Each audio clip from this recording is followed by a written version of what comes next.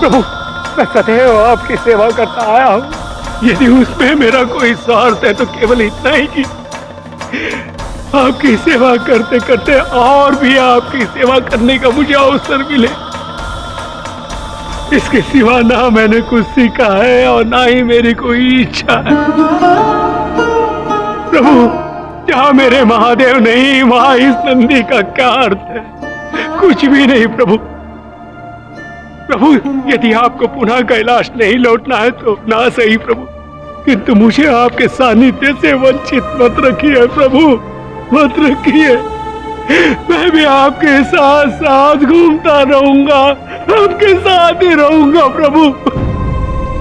आप जहाँ रुकेंगे वही स्थान मेरे लिए कैलाश होगा प्रभु, किंतु अपने से दूर करने का अन्याय मुझ पर मत करिए प्रभु।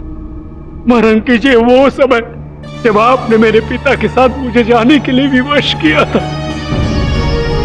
मैं आपके वियोग में न जल ग्रहण कर सका न अन्न। प्राण तो बस छूटने ही वाले थे कि आप आए और पुनः मुझे कैलाश ले गए प्रभु, और मैं जीवित हो उठा।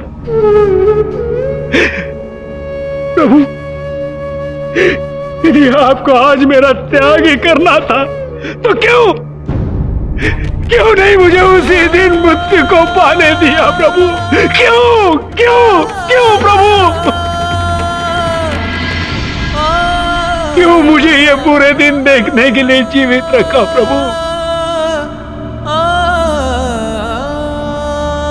नहीं प्रभु, नहीं प्रभु, मुझे छोड़कर मत जाइए प्रभु। मेरे माता पिता बंधु सखा सब आप है प्रभु। आपके बिना ये नंदी क्या करेगा प्रभु?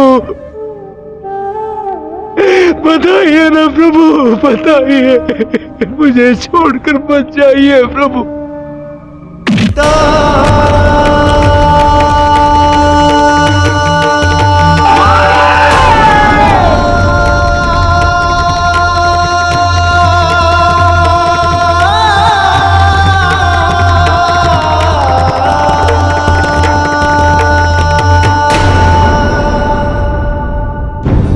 प्रत्यक्ष या परोक्ष रूप से प्रजापति दक्ष हमारे बल पर ही महादेव का अपमान करते रहे,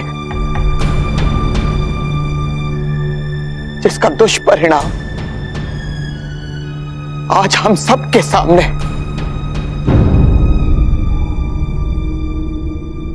आपने और ऋषि अत्रि ने सदैव उन्हें रोकने का टोकने का प्रयास किया, किंतु एक मैं ही था जिसने प्रजापति दक्ष के अहंकार को केवल पोषण दिया। ये घोर पाप केवल आपसे नहीं, हम सब से हुआ। सत्य कहा आपने, पाप तो हमसे हुआ। इस पाप में भागी तो हम भी हैं स्वामी।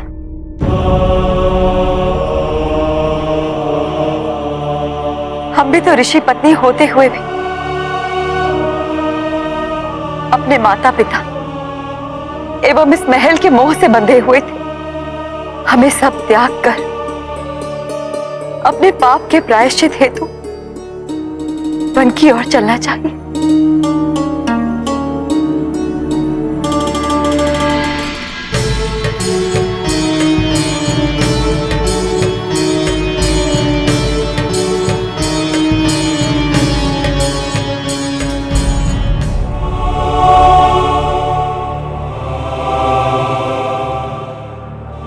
महादेव, महादेव, महादेव,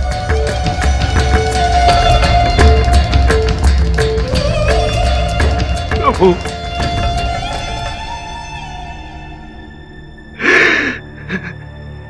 क्या करूं मैं, क्या करूं मैं मेरे महादेव की पीड़ा को दूर करने हेतु? कहां से लाऊं मैं माता सती को?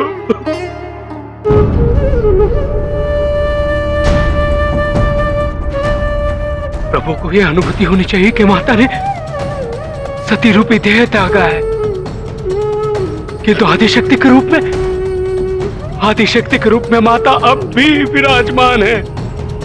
हाँ, अब भी विराजमान है, अब भी विराजमान है।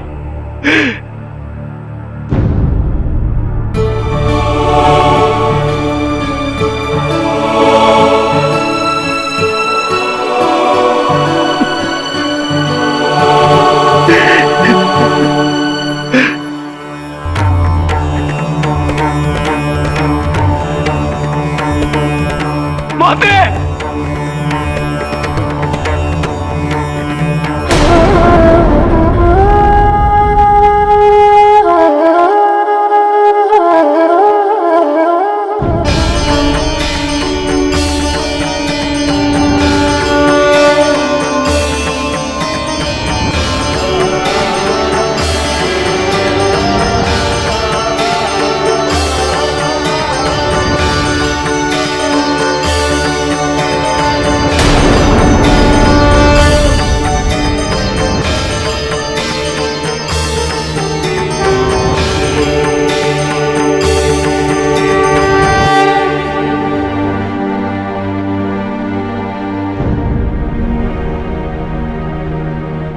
क्यों छोड़कर चले गए मेरे महादेव को माते?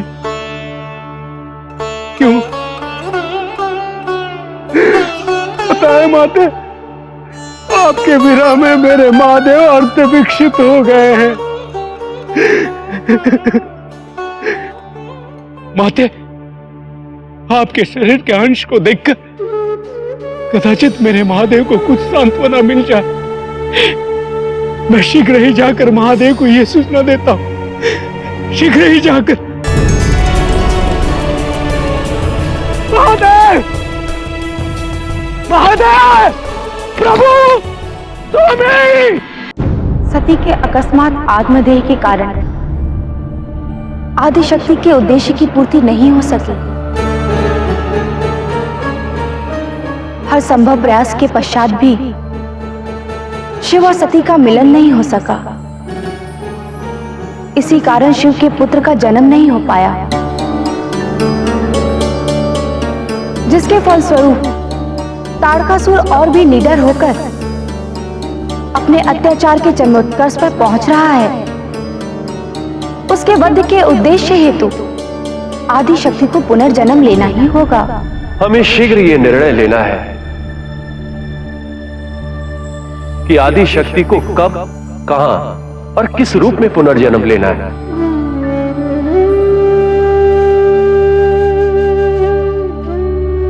नहीं, ये त्रुटि हम पुनः नहीं करेंगे। सती के आदिशक्ति के रूप में जन्म लेने की योजना हमारी पूर्णतः असफल रही है।